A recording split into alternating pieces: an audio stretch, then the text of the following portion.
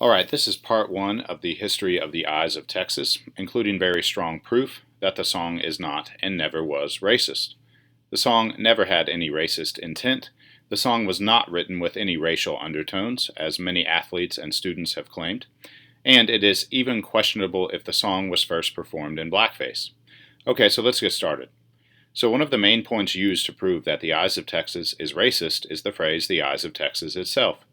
It has been claimed that the Eyes of Texas phrase comes directly from Robert E. Lee's quote, "The eyes of the South are upon you," which he used to tell students when he was the president of Washington College, now Washington and Lee University, from 1865 to 1870. However, there are two huge problems with this argument. First, there is no primary or secondary source documentation that I have been able to find to conclusively prove that Robert E. Lee ever used the quote, "The eyes of the South are upon you." Now, I'm sure you are wondering, how can this possibly be true? I mean, if you're like me and you are at least somewhat familiar with American history, you've probably heard that Lee used to say this quote quite a bit. Even if you aren't into history, you've now read countless articles, tweets, etc., claiming that the Eyes of Texas comes from Lee's Eyes of the South quote. However, based on my investigation, it now appears that this is simply a myth. Let me demonstrate how this might have happened. So sometimes quotes can be misattributed or simply made up out of thin air. These quotes are then repeated so often throughout history that people simply assume that they must be true. Case in point, Nikita Khrushchev's 1959 quote, in which he was reported to have said that the Soviet Union would keep feeding America small doses of socialism until one day in the future, Americans would be perfectly comfortable with the idea of communism. Now, who is this Khrushchev guy, and what am I talking about, and how does it have to do with Robert E. Lee or the Eyes of Texas? Well, bear with me for a second here. So, during 1959, the U.S. and Soviet Union were bitter enemies. This was the height of the Cold War, and Nikita Khrushchev, as leader of the Soviet Union at the time, was enemy number one in the United States. Nevertheless, in 1959, Khrushchev came to the U.S. and famously toured the country. I believe he even tried to go to Disneyland and was denied entry. Now, while Khrushchev was touring the U.S., he was followed by a plethora of reporters. He was almost like a rock star. So even though he was enemy number one, a hated communist, he was also almost treated like a celebrity. Now, after Khrushchev leaves the U.S., a quote from him begins to circulate throughout the American press. I'm not sure what publication first used this apparent Khrushchev quote, but here is one example of Ronald Reagan, the future president and a very anti-communist figure, using it in 1961. The quote usually reads something like this: "We cannot expect the American people to jump from capitalism to communism, but we can assist their elected leaders in giving them small doses of socialism until they awaken one day to find that they have communism." All right, now Reagan was just one of several public figures to repeat this quote, and this Khrushchev quote was repeated by the American press as well as anti-communist politicians over and over again throughout the Cold War. And why not? I mean, at some point the press must have reported that Khrushchev had said this, and doesn't it sound like something the communist leader of the Soviet Union would say? Of course, and historians would even repeat the quote without fact-checking it. However, after the Cold War was over and anti-communist rhetoric mostly became a thing of the past, the origin of Khrushchev's quote was revisited. And guess what people found out? Well, no evidence exists to show that Khrushchev ever said what he was reported to have said in 1959.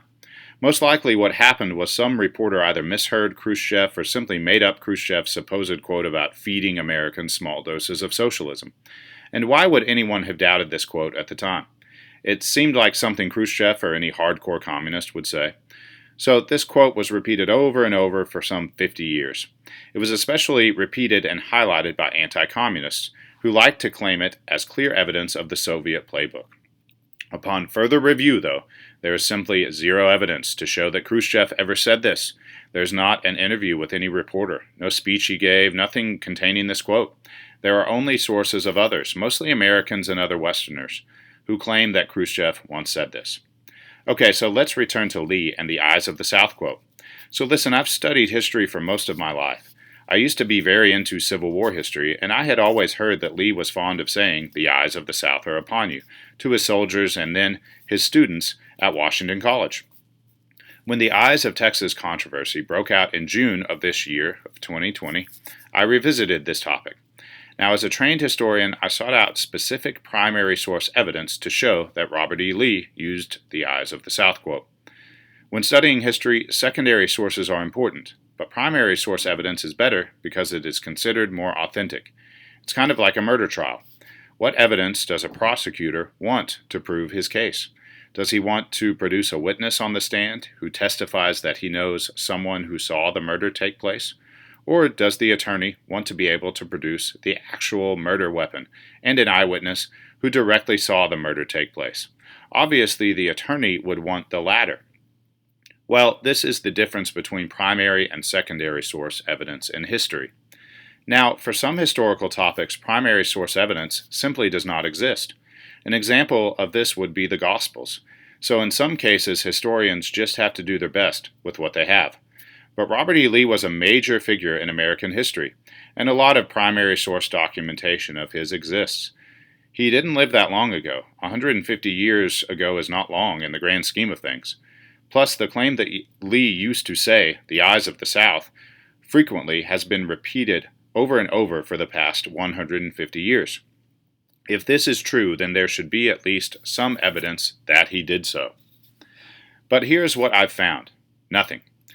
I've found no primary or even reliable secondary source documentation proving that Lee ever said this.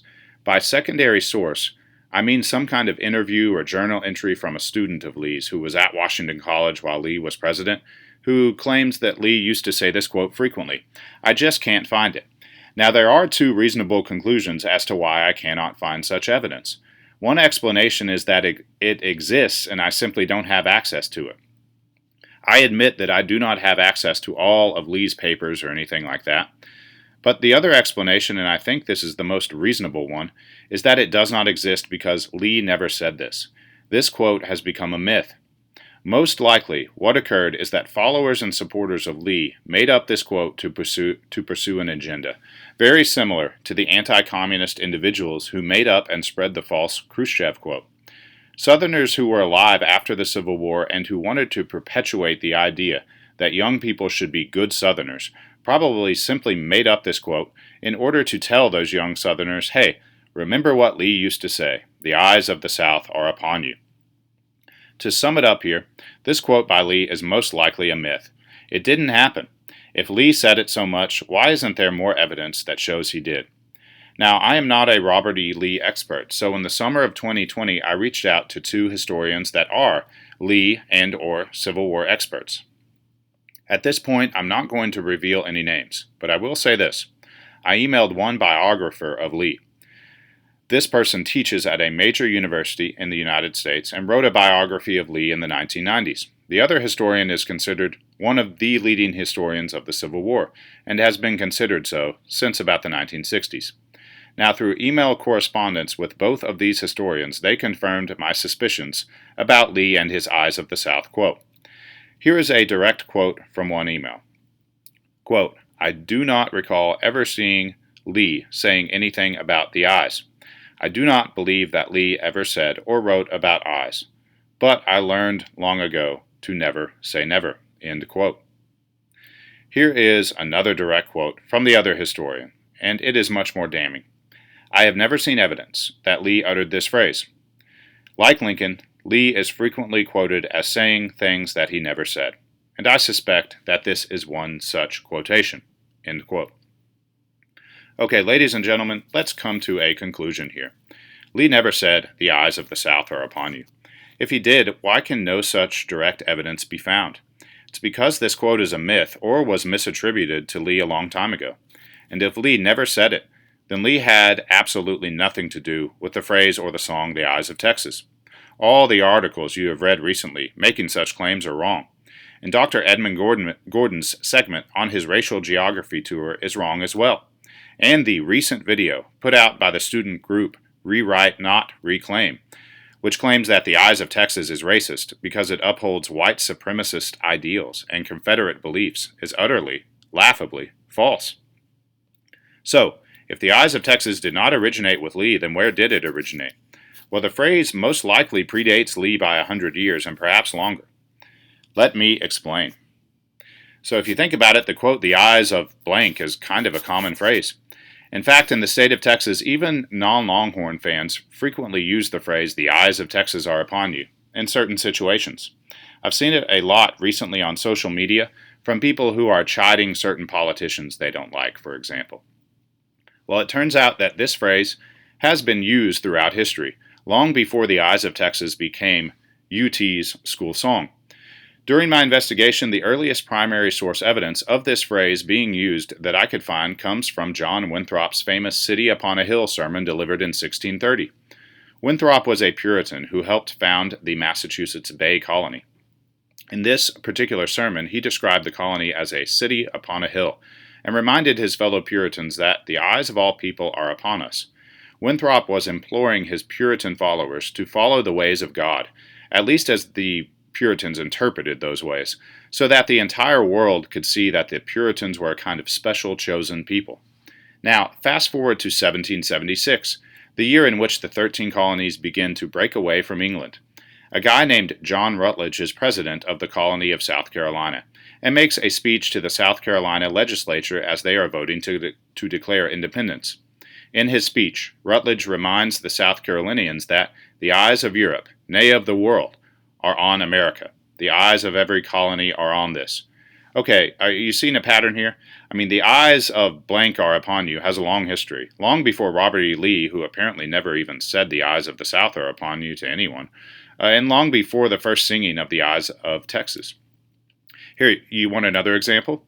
In 1845, when a group of German immigrants first reached what would become New Braunfels, Texas, their leader, named Prince Karl of Solms-Braunfels, told the German immigrants, "The eyes of all Germany, no, the eyes of all Europe are fixed on us and our undertaking." Now, after all of my research, I did find one example of "the eyes of the South are upon you" as a definite quote. Interestingly, it appears in an abolitionist newspaper in 1852. In that year, the newspaper The National Era criticizes a Pennsylvania politician for being too timid to oppose the 1850 Fugitive Slave Law.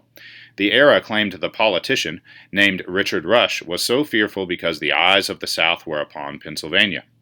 Now, this is in 1852, a full 8 years before the Confederacy would form, meaning a full 8 to 9 years before any Confederate could have used this quote.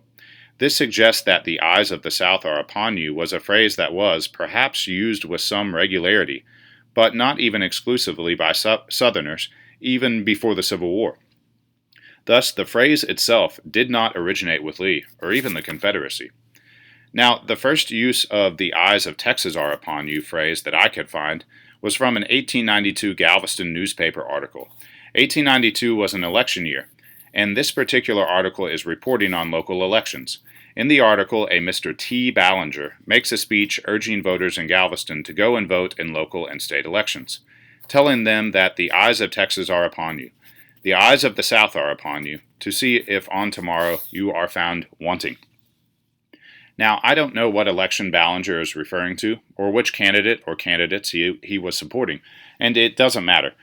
What is important to see is that this is 1892, and clearly the phrase "the eyes of Texas are upon you" is being used. This is 11 years before the song "The Eyes of Texas" will first be performed on the University of Texas. This would suggest that the phrase was in at least some kind of common usage years or decades before the song was written. Okay, let's make some final conclusions here. Number 1. No evidence exists to prove that Robert E. Lee is responsible for "the eyes of the South are upon you" quote.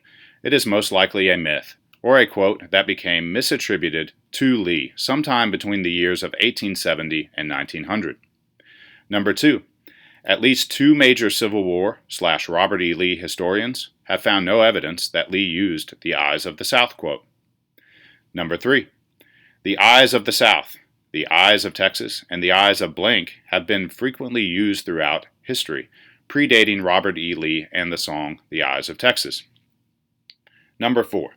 Texas Monthly, the New York Times, and most other publications have made false or inaccurate claims about the eyes of Texas originating with Robert E. Lee. Number 5. If Lee never said or used "the eyes of the South are upon you," University of Texas President William L. Prather could never have heard Lee say the phrase. The song The Eyes of Texas was based on Prather's constant repetition to Texas students that the eyes of Texas were upon them. But if Prather, who was a student under Lee at Washington College when Lee was president there, did not use Lee as an inspiration for this phrase, then Lee cannot have anything to do with the origins of the Eyes of Texas. Now you might be thinking, who is William Prather and what are the real origins of the song, The Eyes of Texas? Well, watch part 2 of my presentation for these answers.